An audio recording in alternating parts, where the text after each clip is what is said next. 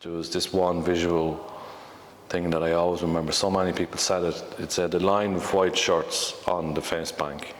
They'd be cycling down and they'd just see all the line of men with slanes, hand-cutting turf. And that just stuck. That visual thing always stuck with me.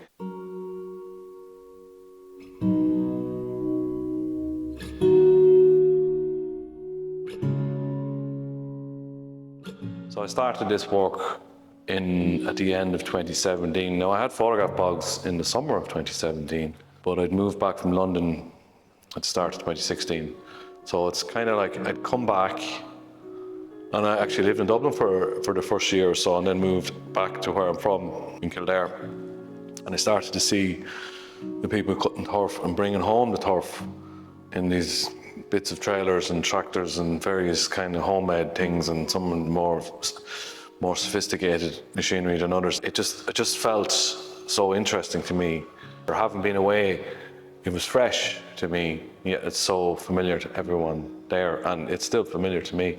So I remember noticing that, and also the fact that a lot of people in rural Ireland would have been small farmers. Most small farmers are gone now.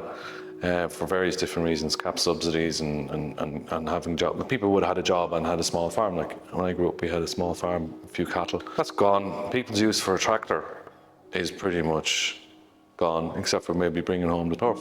I could feel the end of something before even the bog and the turf cutting and the board and mow harvesting stopped. I could already feel a sense of decline in how we are connected to the land as farmers, small farmers. Like now it's bigger tractors. I'm not saying everyone's disconnected from the land, but bigger tractors, bigger machinery, industrialised, all computerised. You could sit in the cab of a tractor now in your best clothes. And when I started photographing, initially it was the landscape that I was interested in. Over time, I started to realise that there's degrees of interaction. Turf cutting in the past with a slane was probably had the least impact. Now it's done with machine, it's cut by machine still.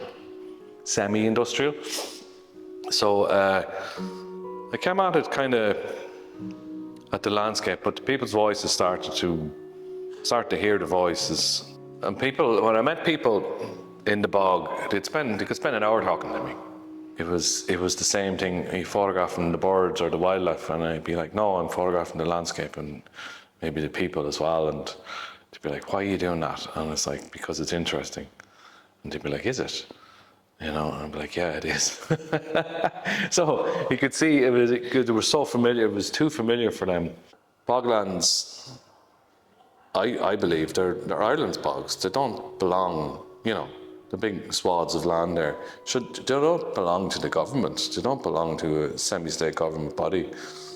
You know, on paper they probably do, but I think most people would think these are Ireland's bogs. Like, and who is now best placed to look after these?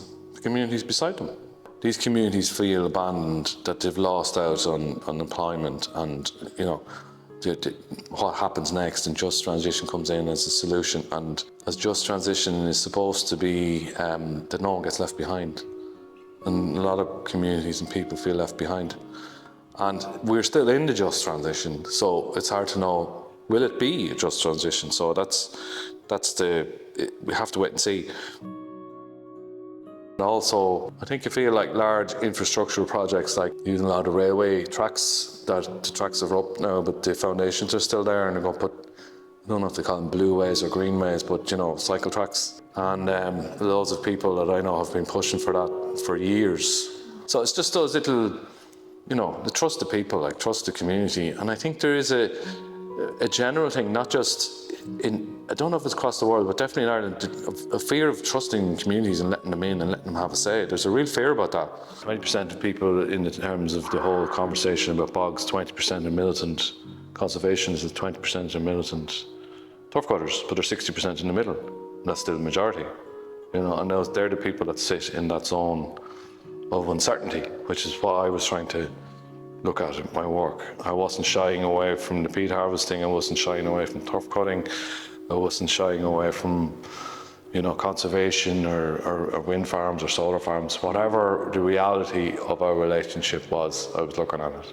The subtext of this work is my own journey. I moved home from London and I changed career. I was a structural engineer for 20 years. The whole time during this project, I was embarking on a new life, new career.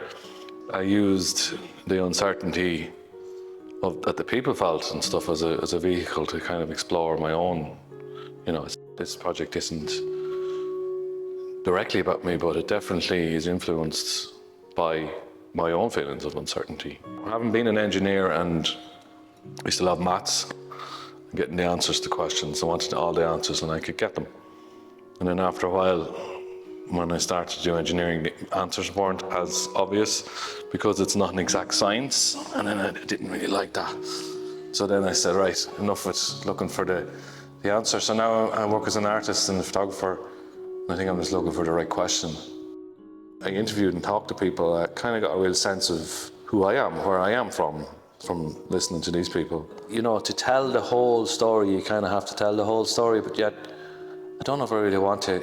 That's full, pure documentary but I kind of want to capture, for me, it's the feeling of it, the feeling of uncertainty, the feeling of the people, the feeling of the bog itself. What would it say, and holding all together. So it's a kind of I wanted to capture, it was more feeling and tone and how things are perceived. That's kind of the questions that I wanted to ask. For some people in rural Ireland, the bog, like I grew up, I hated it when I was a kid, but when I look back, I realised I didn't really hate it. It was a break. And an old man, he said, his father used to say, the bog is a sideshow to the land. So it's almost like a distraction. So farming is the main thing, and then you go to the bog to save your turf for the winter.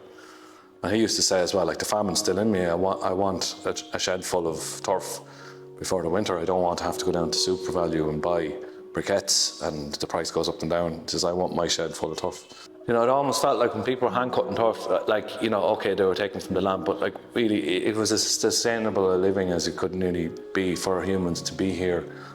And I do, shine a light on the different stories, the turf cutters, the architecture, the industry, the conservation, the archaeology, all the different types of heritage culture built.